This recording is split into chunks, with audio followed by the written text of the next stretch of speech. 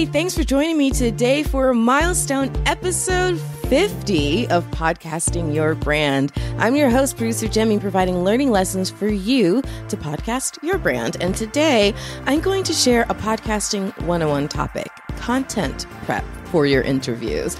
This episode is brought to you by my own brand, Flintstone Media. Listen in and let's do this. So on the last episode, episode 49, we talked about prepping for your guests, finding them, approaching them, scheduling them, all that good stuff. And today we're going to be focusing on the content prep for your interviews. So there are so many different approaches for preparing to interview a guest, probably as many approaches as there are podcasters, really. So in other words, take the advice you're about to hear and mold it to fit your needs, because I'm going to run through the process that I take. And I actually really enjoy researching my guests. And in my opinion, if you're a podcaster who really wants to be great, you have to figure out how to love it too.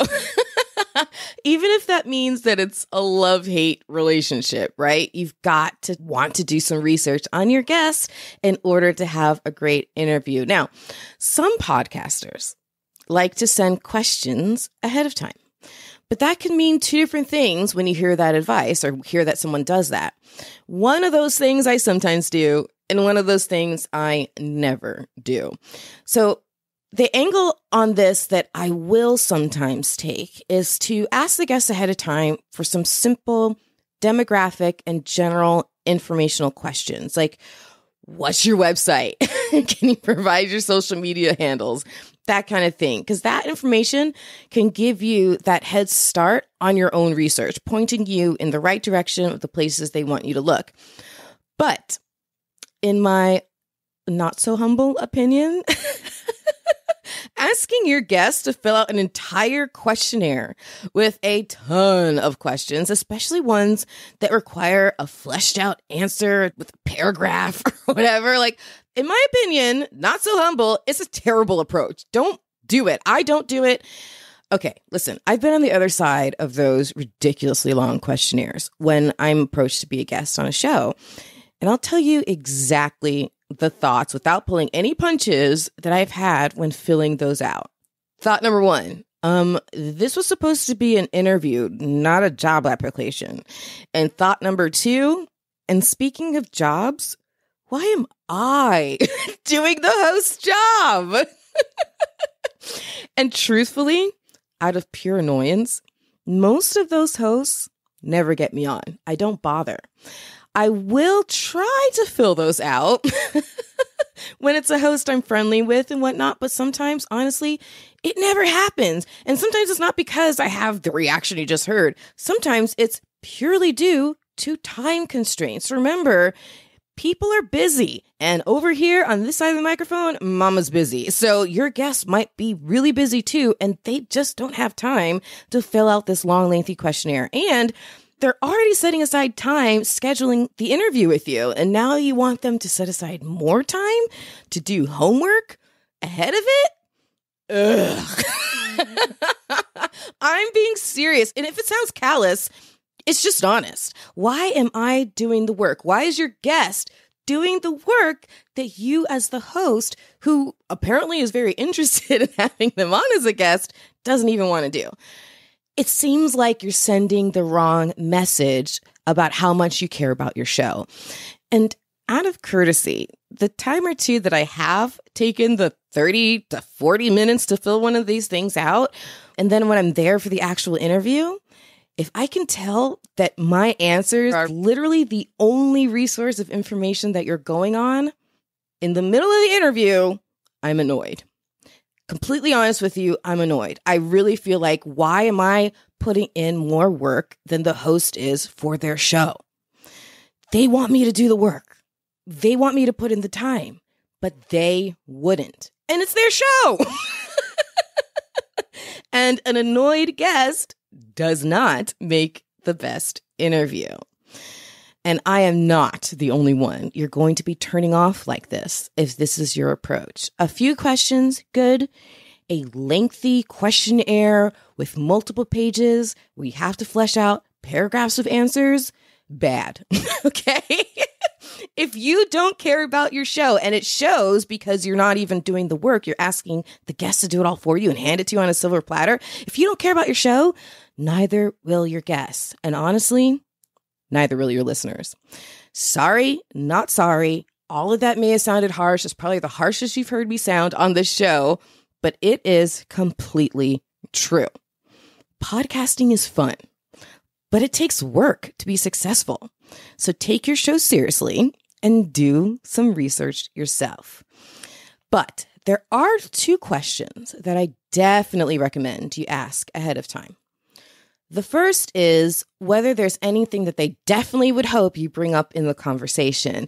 Maybe they have a book that's coming out, or a course that they're talking about, or there's something about their journey that they're super jazzed to share on your show.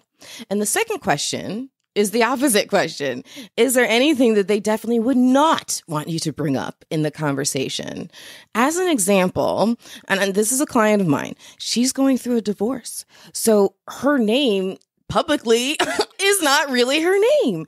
So in that case, if she was a guest on a show, she might not want to bring up that she's going through a divorce. So out of courtesy, just ask those 2 questions, because those 2 very simple questions, they'll do 2 very important things to set yourself up for a great interview.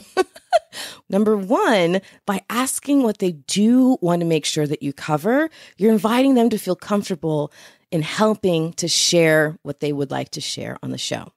And the second thing is, if you don't want to bring up anything in conversation, that also puts them at ease, because it lets them know that they're not walking into a firing squad or a gotcha kind of interview. And I'll be honest with you, those don't tend to be a lot of fun for the guest. So I'll get into much more of how your prep work helps you perform better as a podcaster over the next couple of episodes, covering interviews in more depth. But those 2 questions can really help set the tone and the table for your guest to feel very, very comfortable pulling up a chair. Okay. But back to the prep talk, or my pep talk for your prep. My prep pep talk. There we go. I like that. My prep pep talk. My bottom line is that unless you are unbelievably seasoned and a regular interviewer who's done it a bunch of times, if you're going to have a good interview, you have to do the prep. So let's go over now what that research and prep work can actually look like.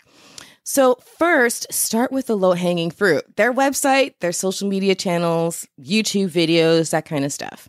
Look there. Also, have they written a book? If they have, read at least like the back cover, okay? And of course, if you're interviewing them about their book, please put in more work than just reading the back cover. But if they have written a book, that back cover can be a wealth of wonderful information and tidbits that you can bring into the show.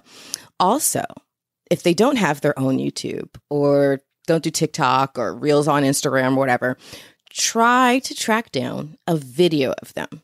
And it's especially good if you can find a past interview with them, because what you're looking for in trying to track down a video is insight on things like their cadence, their tone.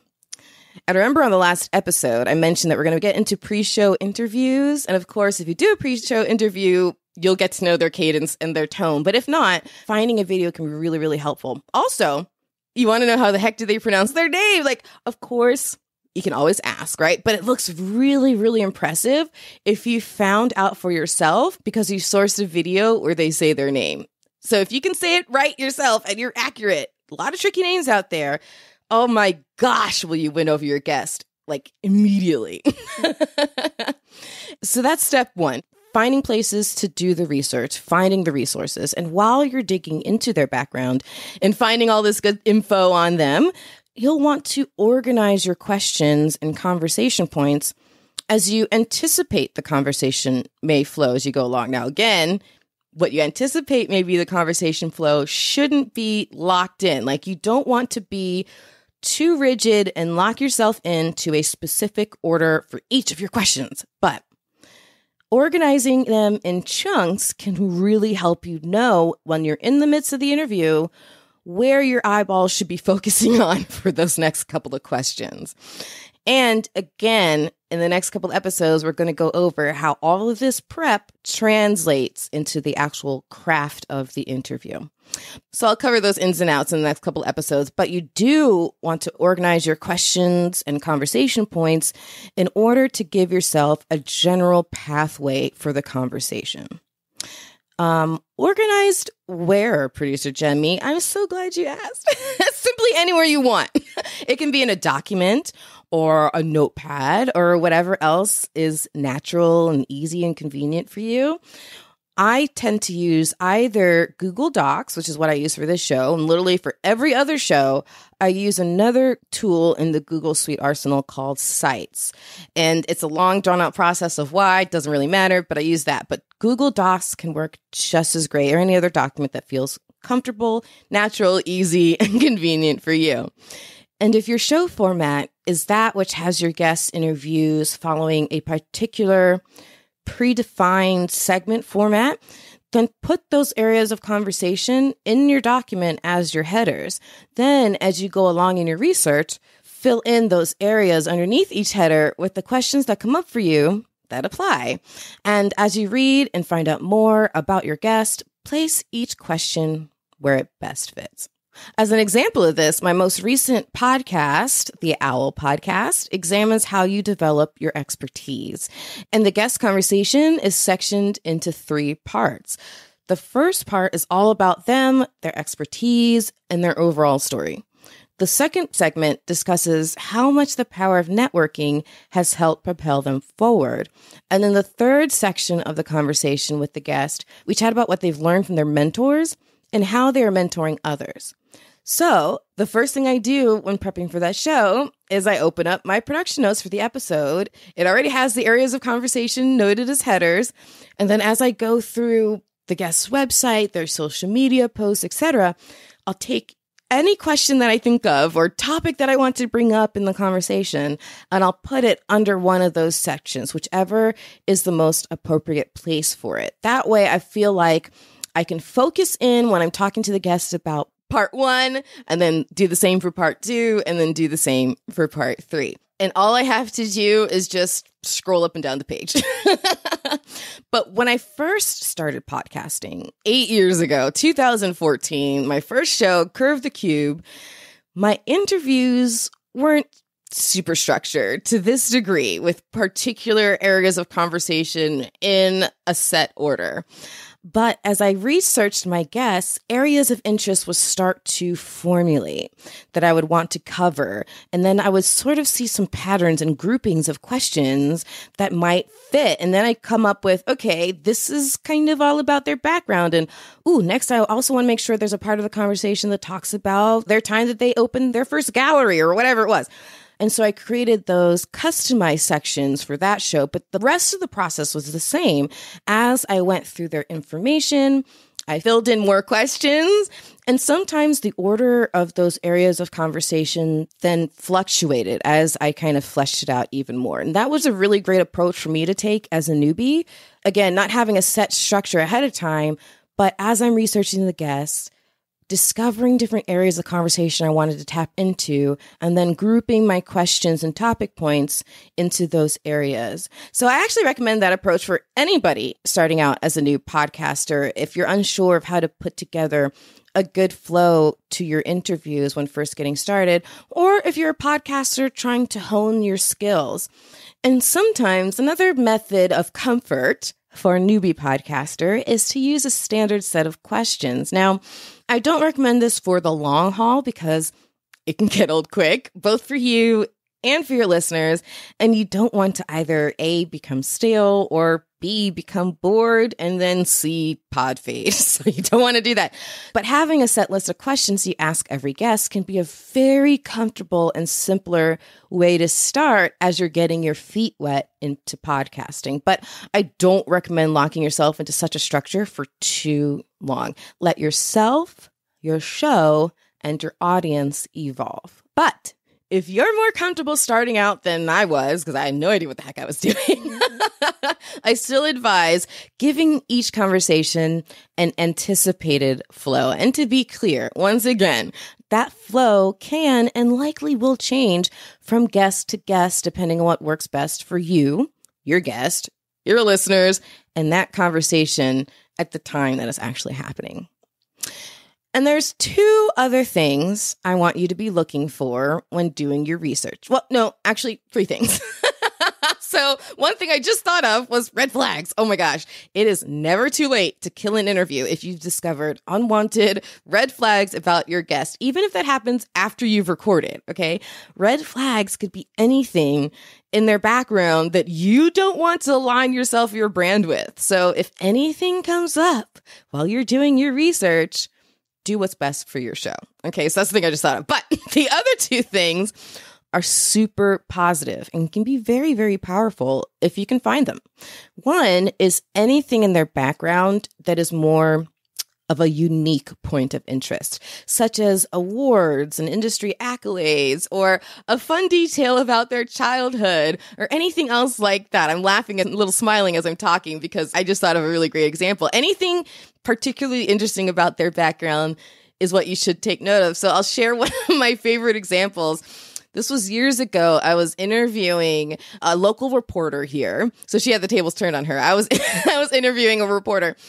And when I was doing research on her, I discovered that she had been named Miss Watermelon of her little town when she was like 17. Okay. So as we're talking, and she is hella accomplished. Like, she has been in the industry for years. She's amazing. So we were going over one of those accomplishments, and I jokingly, passively said, just out of nowhere, I'm like, well, it's nothing like winning Miss Watermelon, but I'm sure you were proud. And she busted out laughing. She laughed so hard because she was caught off guard, number one, but in a good way. Number two, she realized, oh my gosh, this woman really did look into me.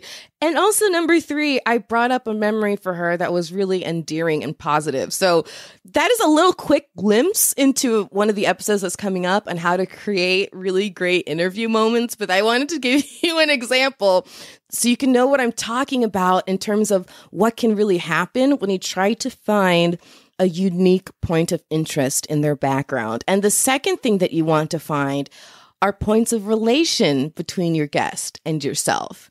Do you come from the same hometown? Do you have the same hobby or sports interests? Have kids the same age? Or maybe you have the same favorite food or movie or musician, or maybe you've traveled to some of the same places. And frankly, you can look at this the other way around too. Where do you drastically differ? As long as it doesn't make it weird and awkward and awful. Where do you drastically differ? That can be just as or even more interesting than what you have in common. So take note of all of that. The areas of conversation that start to group together as you're doing your research. And what do you guys have in common? Where do you differ? And what is something in their background that is really unique and interesting? Take note of all of that, and you'll be ready to have a fantastic interview. So I hope that advice has you on the road to becoming an expert interviewer and podcast host. And as a quick mention, be sure that you're monetizing your expertise, whatever that currently is, on the OWL app, spelled with 2 W's and 2 L's. Yes, OWL is the same company behind the new podcast that I'm co-hosting. I'm actually co-hosting it with the founder of the OWL app, my friend Jason Hill. So be sure that you're on the OWL app, and of course, checking out the podcast. But the OWL app is spelled with 2 W's and 2 L's. And the reason I want you on there is because if you're a podcaster, you're probably trying to think about how to monetize what you do. Well, you can have people pick your brain on OWL, but first, guess what they have to pick? Their payment methods. So sign up with my referral code PL954123 and you'll get your $10 credit. And in the upcoming episodes, as I've mentioned a couple of times, I'll continue with discussing guest interviews.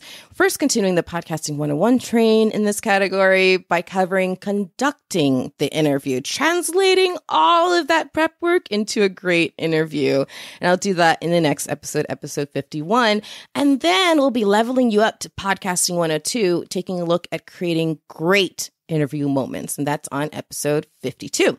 So if you're not yet subscribed to the show, what are you waiting for? Hit that button. Make sure you do. In the meantime, I have a whole host of free tips for you on my website. Just check out flintstonemedia.com/free tips or watch me to go live on the OWL app, and you can talk to me one-on-one for an impromptu coaching session on whatever your podcasting needs are. So thanks for tuning in for Podcasting Your Brand. In this chapter of the show, I'm revealing how you can harness the power of podcasting to expand your brand. So come and pick up what I've been putting down since 2014. Avoid common mistakes and propel your podcasting and branding forward. And if you have questions or are interested in becoming a sponsoring brand of this show, don't be shy. All you have to do is reach out to me, Jemmy, spelled Jaime, at flintstonemedia.com, and I'll put you in front of all of my podcast listeners. It is producer Jemmy signing off for now. Remember, the only thing more powerful than your voice is your spirit to use it. So turn that mic on.